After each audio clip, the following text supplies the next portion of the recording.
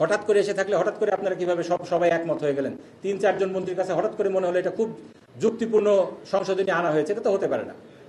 আপনারা এটাকে পাশ করালে, এই পাশ করানোর পরিপ্রেক্ষিতে আমরা চূড়ান্তভাবে ওয়াকআউট করি। আমাদের এর মধ্যে আমরা বুঝে গিয়েছিলাম যে আমাদের কোনো কথাই শোনা হবে না, আমাদের কোনো কথাই বলতে দেওয়া হবে না।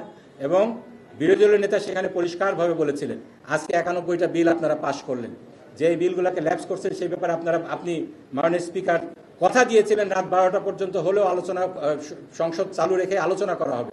আলোচনাটা কেন করলেন না? এই আলোচনা বিষয়টা কোথায় চলে গেল, যে বিষয়ে আমাদের ঐক্যমত্য হয়েছিল? তার পরিপ্রেক্ষিতে আইনমন্ত্রী যেটা বললেন যে পরবর্তীতে বিল আকারে এগুলো উত্থাপন করা হবে, যেটার সময় আমাদেরকে আলোচনার সুযোগ দেওয়া হবে।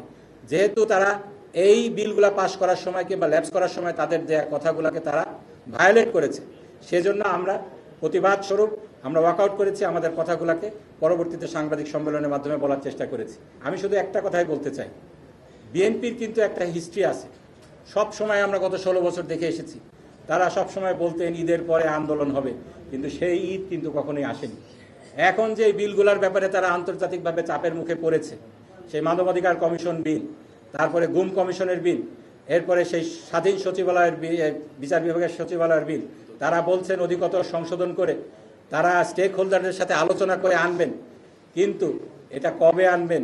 এটা কি আবার সেই ঈদের পরের আন্দোলনের মতো 16 বছর আমাদেরকে অপেক্ষা করতে হবে কিনা? এটাই জাতির সামনে প্রশ্ন। আমাদের সেই জাতির মেরামতের কাজ, নতুন বন্দোবস্তের যে বিষয়ে জনগণ বিপ্লব করেছে, গণ অভ্যুত্থান করেছে, তাদের ম্যান্ডেট দিয়েছে গণভোটের মাধ্যমে, সেটার বাস্তবায়ন আমরা দেখছি সুদূর পরাহত। সেজন্য জনগণ যদি তাদের অধিকার বাস্তবায়ন করার জন্য সংসদের উপর আস্থা হারিয়ে রাস্তায় নেমে আসে, সেজন্য জনগণকে দায় দিতে পারবেন না। এর জন্য সরকার দলীয় সংসদ সদস্যদেরকেই দায় নিতে হবে, এই গভর্নমেন্টকেই দায় নিতে হবে।